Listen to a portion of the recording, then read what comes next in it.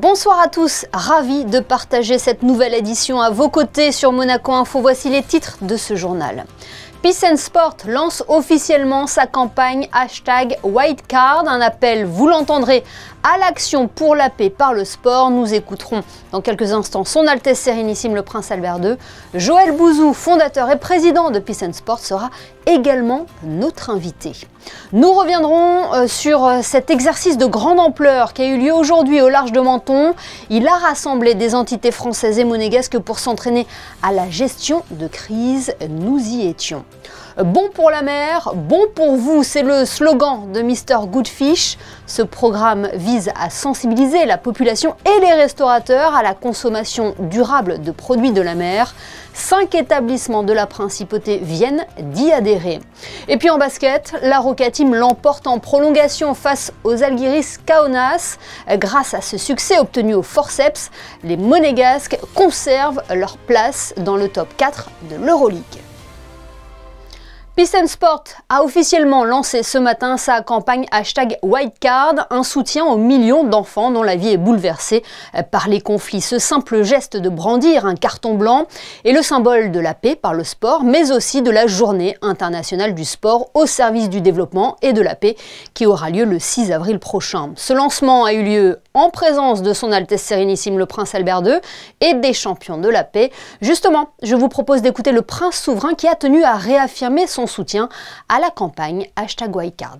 C'est une campagne qui dure maintenant depuis quelques années, qui est extrêmement forte et qui a beaucoup d'impact à travers le monde, puisque on a vu les nombres de participants l'année dernière, donc on espère que ce sera la même chose cette année. Voilà, mais le chiffre très impressionnant qu'on vient de nous donner, c'est près de 500 millions d'enfants qui sont impactés par les zones de conflit à travers le monde, donc c'est un message encore plus fort que d'habitude. C'est que le sport peut aider non seulement à créer des espaces de bien-être et de rassemblement, mais ça peut aider bien sûr dans des pays en difficulté, et Dieu sait s'il y en a à travers le monde, et bien que c'est un vecteur de paix extrêmement fort et extrêmement puissant. Je suis extrêmement heureux et fier de pouvoir participer à cette campagne et d'offrir mon patronage à Peace and Sport, qui est une organisation extraordinaire. Voilà pour les mots du Prince Albert II. Nous sommes à présent en duplex avec le fondateur et président de l'organisation Peace and Sport. Bonsoir Joël Bouzou. Bonsoir. Vous avez donc lancé officiellement la campagne WhiteCard aujourd'hui en présence du Prince Albert II. C'est un véritable appel à l'action pour la paix par le sport. Absolument. Vous savez, aujourd'hui, avec la résurgence des conflits dans le monde, il y a 460 millions d'enfants qui vivent dans des zones de conflit. Avec le sport, on essaie de développer des endroits de sécurité pour eux. Le sport olympique, vous le connaissez, il rassemble les gens, mais ce qui nous intéresse, c'est vraiment le sport au premier degré, avec cette équité qui est partagée, avec cette règle unique qui s'applique à tout le monde et qui permet de mettre des enfants à égalité, de créer de l'estime de soi, de la dignité, et puis du vivre ensemble et de l'acceptation des différences et du dialogue.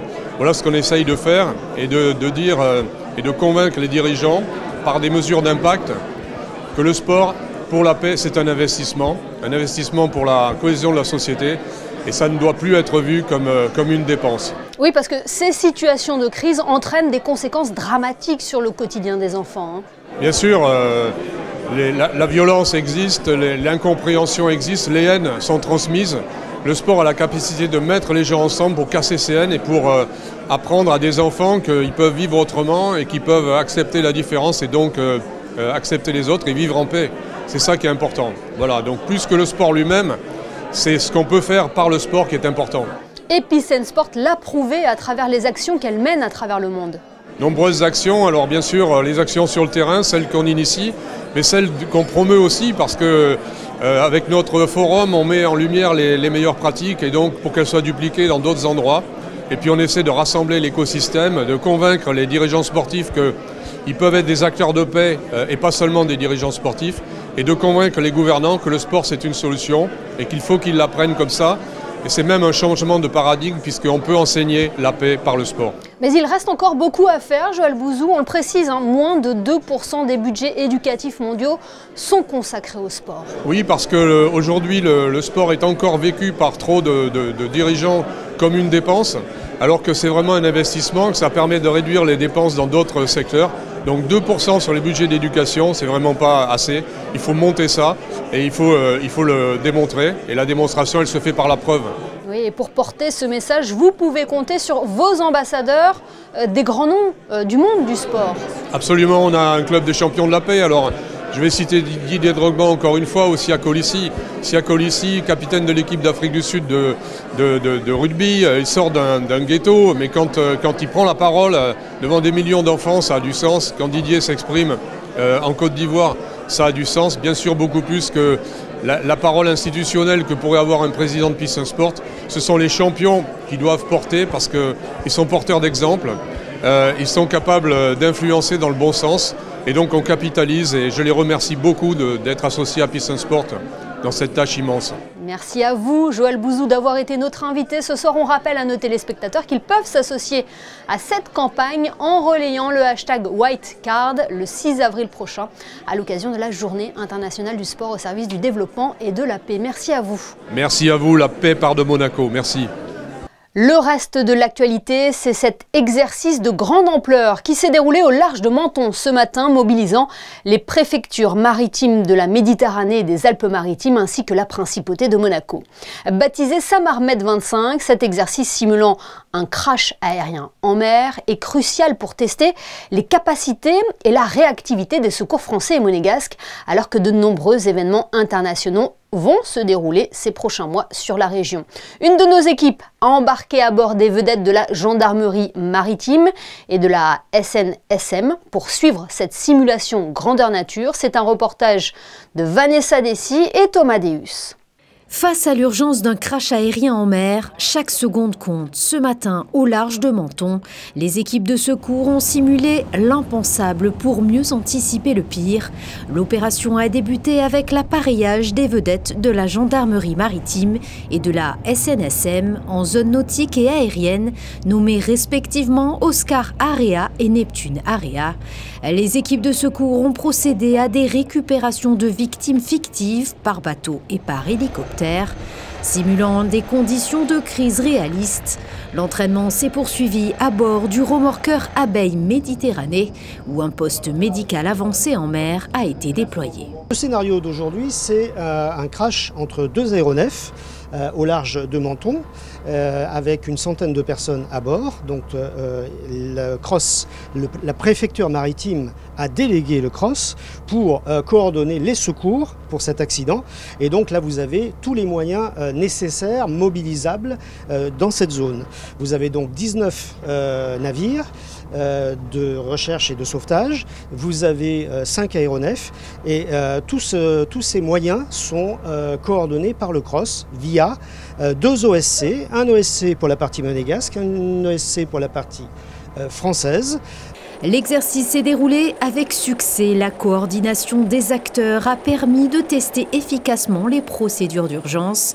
Cet entraînement a montré la réactivité des parties prenantes. Un bilan très positif et le dernier objectif, c'était de pouvoir caler la jonction entre les sauvetages qui a lieu en mer et la jonction avec les opérations de sauvetage et de traitement des blessés ici à terre. Et donc c'est un très bon objectif.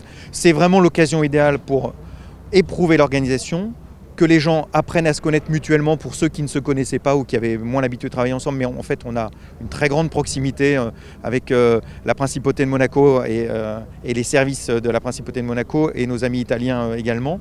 Et puis également, c'est un bon moyen de garantir l'interopérabilité. C'est-à-dire dans ces grands exercices qu'on joue avec un scénario très réaliste, l'interopérabilité, c'est la pratique des mêmes procédures, les communications, la façon dont les centres de gestion de crise, qui sont ceux de la préfecture maritime et ceux également de la préfecture des Alpes-Maritimes, sont capables de travailler ensemble. La Principauté a joué un rôle clé dans cet exercice par l'intermédiaire de sa division de la police maritime et aéroportuaire. Ces unités ont travaillé en étroite collaboration avec les moyens de sauvetage français pour coordonner des interventions sur zone. Ça nous a permis effectivement de réunir toutes les parties prenantes sur la principauté et de manière beaucoup plus pratique sur l'exercice aéro-maritime, de tester tous nos moyens, de les faire jouer.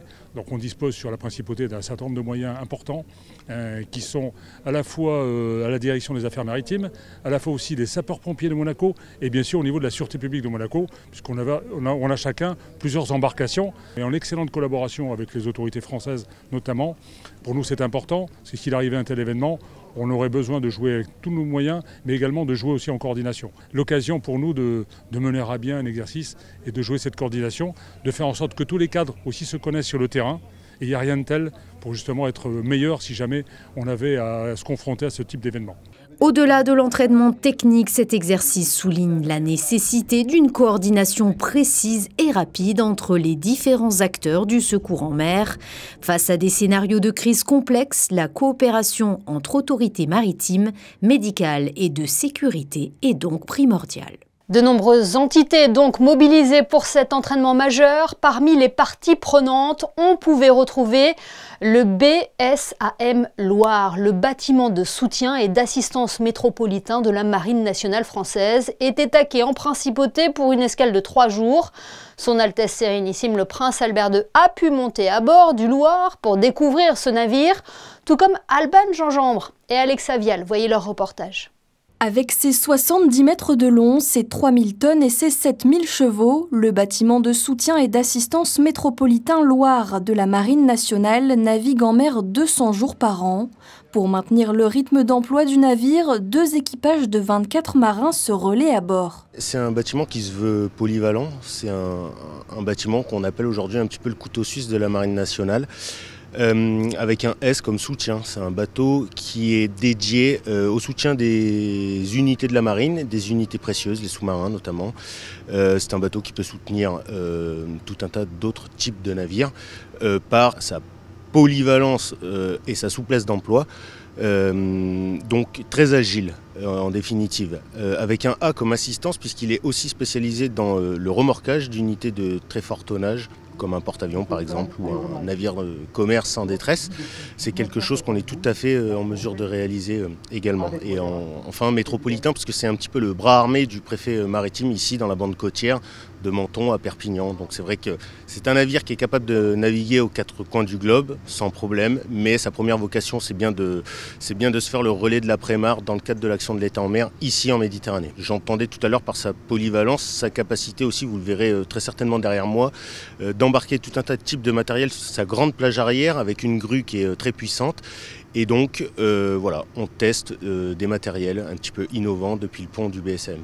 Pour l'anecdote, le BSAM Loire est le premier bateau à avoir fait escale sur la jetée mobile de Gaza pour y déposer du fret humanitaire. En début de semaine, nous recevions Olivier Poivre d'Arvor, ambassadeur français pour les pôles et les enjeux maritimes, présent à l'occasion de la Monaco Blue Initiative. Nous avons évoqué ensemble la Blue Economy and Finance Forum, qui se tiendra en principauté, et la conférence des Nations Unies sur l'océan, qui aura lieu, elle, à Nice en juin. L'ensemble des acteurs se penche sur ce défi mondial de la préservation de l'océan, y compris le domaine spatial. Exemple à Monaco, où 80 représentants d'organisations spatiales internationales se sont réunis pour finaliser l'alliance Space for Ocean. Elle sera officialisée lors de l'UNOC. Jean-Marc Astorg, directeur stratégique du Centre national d'études spatiales, vous en dit plus à ce sujet. Il est au micro de Vanessa Dessy. Le spatial est un outil indispensable pour comprendre et observer les océans. Avec les satellites, avec les capteurs qui sont à bord des satellites, on peut mesurer le niveau d'eau des océans. C'est comme ça qu'on a vu que le niveau d'eau des océans s'élevait de 4 mm par an. On peut mesurer la salinité, l'acidité. On peut avoir aussi accès à la vie dans les océans au travers de la couleur de l'eau. Donc l'ensemble de ces mesures permettent de comprendre comment évolue l'océan dans un contexte que vous connaissez de changement climatique, etc., etc. Et puis il y a aussi l'aspect, je dirais, très pratique. Avec les satellites, on peut rendre énormément de services pour le secteur maritime. Par exemple, on peut optimiser le transfert des bateaux, le routage des bateaux, en prenant en compte les conditions de vent et de courant en temps réel. Ça permet d'économiser énormément de carburant. pour les bateaux et donc de faire des économies. Donc ça a des applications extrêmement concrètes et pratiques pour le secteur maritime.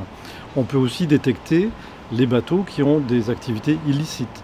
On peut détecter le radar des bateaux depuis les satellites. Mais on s'est rendu compte que tout ce que peut apporter le spatial pour les océans, ce n'est pas connu. On a décidé de créer une alliance pour rapprocher le monde du spatial, le monde du maritime et pouvoir diffuser l'ensemble de ces services que le spatial peut offrir pour le maritime. Ça, c'est l'objectif de cette alliance que l'on va signer formellement, on l'espère, le 9 juin, lors de la conférence des Nations Unies pour les océans qui aura lieu à Nice. Et sachez que Monaco, via le Bureau des Affaires Spatiales, fait partie des membres fondateurs de cette alliance. La préservation des mers et des océans se passe aussi dans nos assiettes depuis 2010. Le programme Mr Goodfish sensibilise sur la consommation responsable des produits de la mer. À Monaco, 5 établissements de la Société des bains de mer se sont engagés aujourd'hui à respecter les recommandations de Mr Goodfish. Les détails de Sarah Inkari sur des images de Sylvain Péroumal. Ce petit logo bleu s'est invité sur les cartes de 5 nouveaux restaurants de la Société des bains de mer. M. Shérif, le bar américain, l'Orange Verte, l'Abysse et Marlot. Il garantit que le plat a été conçu sur la base d'un poisson ou fruit de mer issu de la pêche durable. Nos restaurants sont mobilisés pour servir les meilleurs produits. Actuellement, nous avons 10 restaurants qui sont adhérents au programme Mr Goodfish. 5 nouveaux restaurants adhèrent aujourd'hui. Et ils recevront, comme les autres établissements, à Monaco ou ailleurs en Europe, une liste verte des espèces qu'il est préférable de consommer à chaque saison. Cette liste se base sur 3 principaux critères. La question de la zone de pêche, d'où proviennent ces poissons. Il faut que dans ces zones de pêche, les stocks soient durables et ils soient en bon état. Ensuite, on fait attention à la taille. Il faut que les poissons que nous recommandons soient à première maturité sexuelle pour qu'ils aient pu participer à l'effort de reproduction de l'espèce. Et puis, le 3e critère, c'est la saisonnalité. On recommande des espèces en dehors de leur période de reproduction. Loin d'y voir une difficulté, les professionnels y voient une opportunité de proposer de nouvelles saveurs. C'est le cas chez Marlot, où cet engagement dès l'ouverture fait d'autant plus sens au cœur de l'écoquartier Maréterra. Marlot étant britannique, le fish and chips est un de nos plats phares et évidemment étant le best-seller du restaurant, il fallait qu'on soit encore une fois en phase avec cette cause-là et du coup on source tous nos poissons, il s'agit d'aigle fin en l'occurrence, de manière éco-responsable en utilisant les bonnes filières, les bons fournisseurs au bon moment de l'année également et on est à l'aube d'une mise à jour de printemps de la carte et c'est le moment de découvrir aussi ce qu'on a préparé dans ce sens-là pour le printemps. Il ne reste plus qu'à réserver sa table. Avec cette signature, la SBM prouve une fois de plus que l'excellence gastronomique peut parfaitement s'accorder au principe du développement durable. Et restons dans le domaine de la protection des océans avec cette projection organisée au Yacht Club de Monaco du documentaire de François Sarano. Dans cette réalisation, l'océanographe qui a participé à plusieurs expéditions à bord de la Calypso a voulu rendre hommage à un aventurier des mers, Albert Falco. Les détails de Christine Dapetit et Hugo Comassa. Un événement qui s'est déroulé sur le toit du Yacht Club à quelques pas de la mer, un élément si cher à Albert Falco, ancien chef plongeur de la Calypso et qui a œuvré durant 40 années aux côtés du commandant Cousteau. Cette projection lui rendait hommage car il a également beaucoup travaillé avec l'océanographe français François Sarano, les 2 hommes partageant la même vision, une vision qu'ils avaient souhaité en réalisant ce documentaire partagé avec le grand public, celle d'un océan respecté et préservé. Un moment d'émotion donc ce matin lors de cette projection qui a permis de mettre en lumière le monde sous-marin pour mieux le comprendre. Albert était marié avec la mer, ça il n'y a pas de souci, donc grand respect pour tous les habitants aquatiques, passionné de nature, de conservation. Il était un grand défenseur de la mer. Son combat aussi a été jusqu'au bout de pouvoir créer des aires marines protégées. Et il en a fait un petit peu partout quand on a bien voulu l'écouter et l'entendre et faire surtout. Il a prêché donc la préservation des océans, de la nature, dans les écoles et dans les mairies, un petit peu partout, et il est entendu. Nous avons travaillé ensemble pour vous dire, la mer est résiliente. Nous l'agressons trop, mais il faut lui laisser de la place. Et si nous lui laissons de l'espace, en libre évolution, sans prélèvement, alors elle revient exubérante, foisonnante. Et c'est cette mer-là que je veux offrir à ma petite fille, que je veux offrir à vos enfants. C'est simple.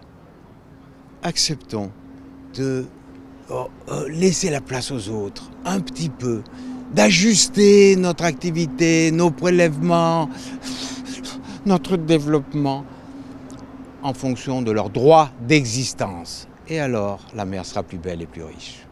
À travers des images saisissantes, le film plonge le spectateur au cœur des écosystèmes marins, mettant en lumière leur fragilité et l'urgence d'une action immédiate. Son objectif, apprendre à cohabiter avec l'océan pour mieux le comprendre et le respecter, afin de ne pas compromettre notre propre avenir.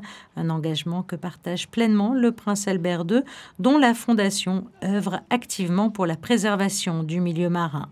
Un rendez-vous marquant qui rappelle l'urgence de préserver les océans pour les générations futures et qui a également permis de célébrer les 100 ans d'Yvette Quéveran. Et cet événement a également été l'occasion pour l'écrivain Jean-Charles Geoffrey de présenter son ouvrage « Sormiou, les contes de ma calanque » paru aux éditions du Net.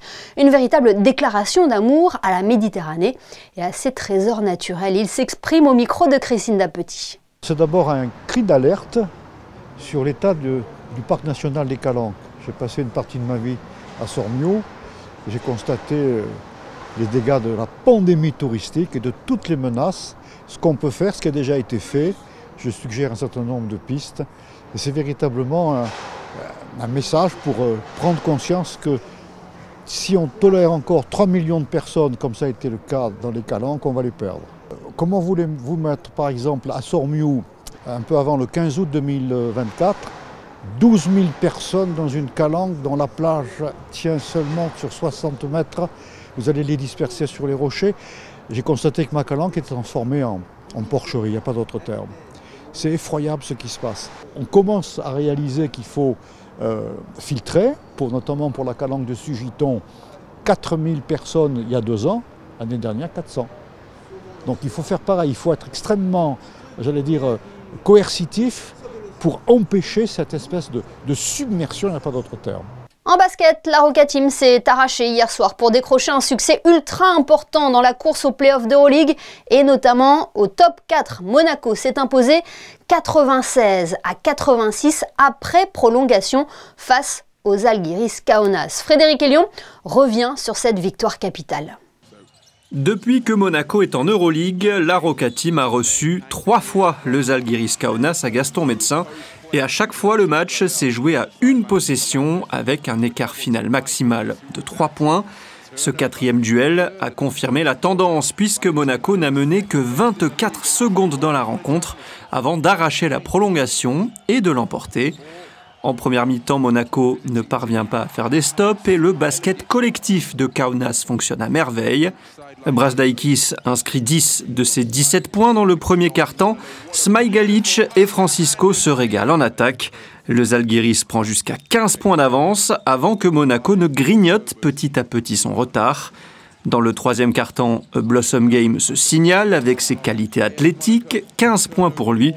La Roca Team navigue à 2 possessions du Žalgiris jusqu'à 2 minutes du buzzer où Mike James plante une première banderille, 73 partout. Mike James, épisode 2, ce coup-ci à 3 points, 78 partout, 40 secondes à jouer. Sylvain Francisco a la balle de match, à 3 points, mais rate la cible, 80 partout, prolongation. Un extra time à sens unique où le talent individuel monégasque va faire la différence. James 22 points et Okobo 21 permettent à Monaco de l'emporter 96-86. Une victoire très importante. On s'est battu 45 minutes. Donc voilà, on a dépensé beaucoup d'énergie, mais c'était important. Et voilà, Žalgiris, ils nous ont rendu la tâche difficile, mais on est resté concentrés, soudés. Et on a vu les efforts collectifs défensivement et offensivement sur la fin de match, surtout sur la deuxième mi-temps. Ça fait très mal d'encaisser ça exactement parce que, en vrai, comme vous l'avez dit, on était devant et les 2 dernières possessions, il y a eu ex aequo. Bon, après, j'ai la balle de match pour finir. j'ai raté, mais je dirais en prolongation, les 2 premières possessions sur Mac James, c'était assez crucial. Et puis voilà, quoi. Donc ça fait vraiment mal, ça fait chier, quoi. Cette victoire combinée à la défaite de Paris et du Barça permet à Monaco de compter 2 succès d'avance sur le 7e. Et Monaco aura l'occasion de consolider sa place dans le top 4 dès demain avec un autre gros test sur le parquet de l'Olympiakos, leader de l'Euroleague. Écoutez l'international français Elie Okobo, il est au micro de Frédéric Elion et Julien Laugier. Les 3 prochains matchs du coup vont être hyper importants, ça commence dès jeudi, donc eux ils sont déjà qualifiés, nous on a encore plein de choses à prouver et à faire pour être qualifiés. Et avoir l'avantage du terrain. Donc voilà, ça va être la guerre. On va prendre soin de nous et se préparer pour dans 2 jours. Qu'est-ce que tu peux nous dire sur cette équipe-là? Il y a énormément de talent offensif. Bon, il y a Evan que tu connais forcément très bien, Vezenkov aussi. Voilà. Qu'est-ce que tu peux nous dire sur lui? Une équipe qui joue bien collectivement, qui sont en place du côté défensif avec leurs intérieurs qui gênent beaucoup. Donc à nous de jouer bien collectivement et surtout de donner un combat pour pas faire le genre d'erreur qu'on a pu faire en première mi-temps ici par exemple. Olympiakos Monaco en Euroleague, c'est demain à 20h15 au stade de la paix et de l'amitié. Chaque lundi et mercredi, Monaco Info vous permet de faire plus ample connaissance avec les restaurateurs, les artisans, les commerçants qui contribuent au rayonnement de la principauté. Ce soir, dans ce nouveau numéro de Ceux qui font Monaco, nous retrouvons Chrisinda Petit à la salle Hercule Fitness Club pour se dépenser un peu. Oui, aujourd'hui nous avons décidé d'envoyer du lourd. Alors comme son nom l'indique, la Hercule Fitness Club fait le beau jour de tous les sportifs en principauté. Alors comment toute cette belle histoire a débuté? La réponse en images.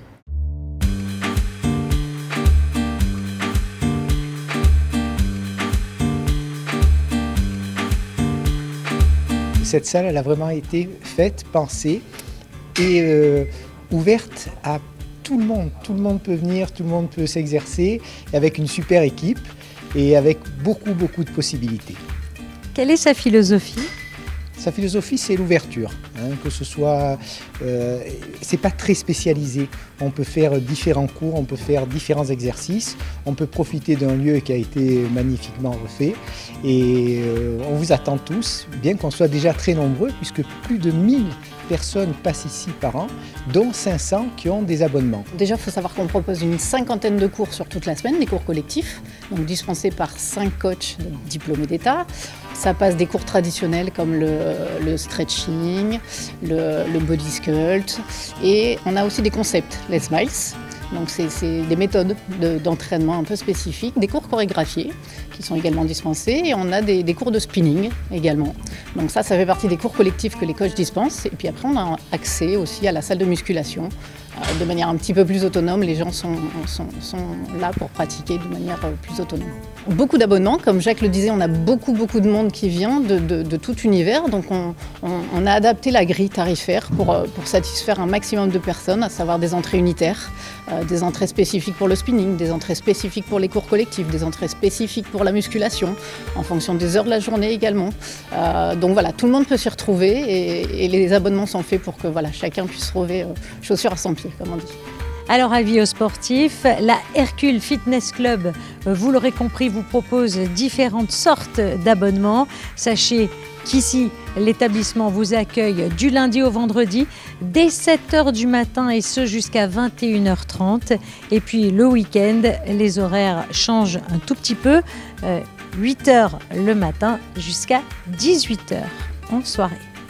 Oui, à vos baskets donc Chrisinda. Ce journal est à présent terminé. Merci de nous avoir suivis. Dans quelques instants, la météo de Frédéric Elion, puis les sorties cinéma de la semaine. Retrouvez également votre magazine Tout l'art du cinéma. Ce soir, Fabien Bonilla et Vincent Vatrican évoqueront le film de Hala El Koussi, East of Noon, qui sera proposé le 1er avril prochain au Théâtre des Variétés. Les photos de fin de JT de Stéphane Dana vous embarquent à bord du Loire, navire de la Marine nationale.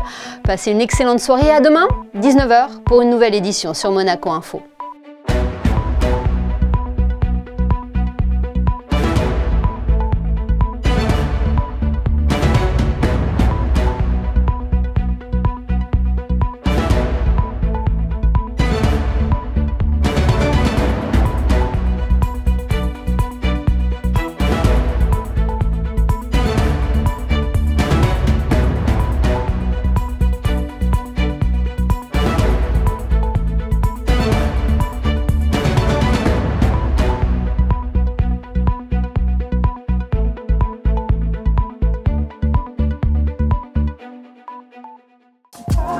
Retrouvez la météo avec Maya Bay, le restaurant référence thaï japonais de Monaco. Bonsoir à toutes et à tous. Jeudi, le temps sera clément avec un grand soleil le matin, puis le ciel va légèrement se couvrir dans l'après-midi avec quelques nuages. Les températures seront en hausse avec 11 degrés le matin et 20 l'après-midi. Jeudi 27 mars, ce sera la Saint-Habib et aussi la Journée mondiale du théâtre, célébrée chaque année le 27 mars depuis 1962. C'était la météo avec Maya Bay, le restaurant référence thaï japonais de Monaco.